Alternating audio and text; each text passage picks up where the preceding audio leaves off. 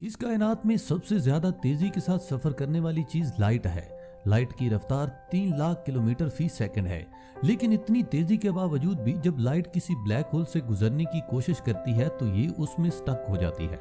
क्या आपने कभी सोचा है कि इस मॉन्स्टर के अंदर ऐसी क्या चीज होती है जो अपनी तरफ आने वाली हर छोटी बड़ी चीज को अपने अंदर जज़्ब कर लेती है और फिर उसे यहाँ से निकलने का मौका नहीं देती। इसकी ग्रेविटेशनल फोर्सेस इतनी ज्यादा होती हैं कि इसकी तरफ आने वाली चीज, चाहे वो छोटी से छोटी रॉक का कोई टुकड़ा हो या बड़े से बड़ा कोई स्टार, ये उसको अपने अंदर जज़्ब कर लेता है। क्या आपने कभी सोचा है कि ये ब्लैक होल्स होते क्या हैं? इनके अंदर क्या होता है? क्या ये किसी दूसरी कायनात में जाने का कोई रास्ता है? और सबसे अहम बात ये कि अगर हम में से कोई किसी ब्लैक होल में फंस जाए तो कैसा महसूस होगा? ब्लैक होल्स के बारे में सबसे दिलचस्प बात यह है कि ब्लैक होल अपनी डिस्कवरी से पहले भी फिजिक्स की थ्योरी में मौजूद थे।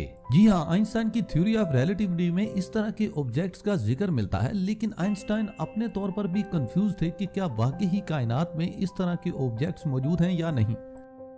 लेकिन वक्त गुजरने के साथ साथ साइंसदान बेताबी से इन ऑब्जेक्ट्स की तलाश करते रहे और आखिरकार एक दिन साइंसदानों को एक ऐसा ऑब्जेक्ट मिल गया जिसके बारे में आइंस्टाइन ने अपनी थ्योरी में जिक्र किया था। ये लम्हा साइंसदानों के लिए बेइंतहा खुशी का लम्हा था, क्योंकि इसके पीछे साइंसदानों की अनथक मेहनत और बेशुमार तहकीक सर्फ हो चुकी थी। ब्लैक होल अपने नाम की तरह खला में मौजूद कोई सुराख नहीं, बल्कि खास रीजन्स या एरियाज को ब्लैक होल का नाम दिया जाता है। सबसे पहले हम ब्लैक होल के सबसे बाहर वाले हिस्से को डिस्कस करते हैं। इस हिस्से को फोटॉन स्फीयर कहा जाता है। फोटॉन रोशनी के छोटे पार्टिकल्स होते हैं जो कि दूर दराज की गैलेक्सी से निकल के खला में सफर कर रहे होते हैं।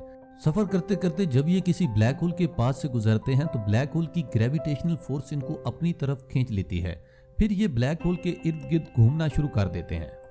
ब्लैक होल की ग्रेविटेशनल फोर्सेस एक खास एरिया तक होती हैं। अगर फोटॉन्स उनमें आ जाएं तो ये उनको जज़ब कर लेता है, लेकिन अगर वो उस एरिया से दूर हों तो वो अपना सफर जारी रखते हैं। लेकिन इसकी स्ट्रॉन्ग ग्रेविटेशनल फोर्सेस की वजह से फोटॉन्स का ट्रैवलिंग पैटर्न जरूर डिस्टर्ब होता है और उनकी डायरेक्शन बेंड हो जाती है। एक रोटेटिंग ब्लैक होल के इर्द गिर्द एक एरिया को एर्गोस्फीयर भी कहा जाता है। ये वो एरिया होता है जिसकी खास बात ये होती है कि इसमें आने वाला ऑब्जेक्ट या रेडिएशन यहाँ से एस्केप कर सकती हैं। लेकिन इस एरिया की खास बात यह है कि इस एरिया में आने वाले पार्टिकल्स को मजबूर कर दिया जाता है कि वो उसी डायरेक्शन में स्पिन करें जिस डायरेक्शन में ब्लैक होल कर रहा है।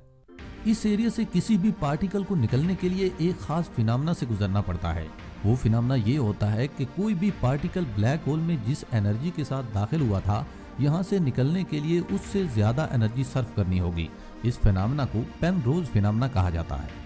यहाँ से आगे ब्लैक होल की अल्टीमेट बाउंड्री शुरू हो जाती है जिसको इवेंट होराइजन कहा जाता है। ये वो एरिया होता है जहाँ पे जाने के बाद लाइट भी कभी वापस नहीं मुड़ सकती। अगर कोई एस्ट्रोनॉट गलती से ब्लैक होल में चला जाता है तो ब्लैक होल की मेन बाउंड्री तक पहुंचते पहुंचते उसकी स्पीड बहुत ज्यादा स्लो हो जाएगी, क्योंकि यहाँ पर ग्रेविटेशनल फोर्सेस ज्यादा होने की वजह से टाइम डायलूशन का प्रोसेस अमल में आता है। उसके बाद रेड शिफ्ट के फिनोमेना की वजह से एस्ट्रोनॉट एक रेड ऑब्जेक्ट के तौर पे नजर आएगा। फाइनली जब एस्ट्रोनॉट ब्लैक होल की बाउंड्री के पास पहुंचेगा तो वो टाइम फ्रोजन की वजह से हमेशा हमेशा के लिए वहां पे रुक जाएगा। दूर से देखने वाले को लगेगा कि एस्ट्रोनॉट अभी भी वहां पर मौजूद है, लेकिन वो कहीं और जा चुका होगा। ये वो मकाम होता है जहां से रोशनी कभी वापस नहीं मुड़ सकती। इसीलिए एस्ट्रोनॉट का अक्स हमेशा हमेशा के लिए हमारी आंखों में मौजूद रहेगा। बाहर से देखने वाले के लिए अब ये कहानी हमेशा हमेशा के लिए खत्म हो चुकी है, लेकिन असल स्टोरी ब्लैक होल के अंदर जाने के बाद शुरू होती है। ब्लैक होल के सेंटर में एक एरिया होता है जिसे सिंगुलैरिटी कहा जाता है। ये वो एरिया होता है जहाँ पर फिजिक्स के लॉज हमेशा हमेशा के लिए खत्म हो जाते हैं। इस एरिया में स्पेस बहुत कम और मैस बहुत ज्यादा होता है।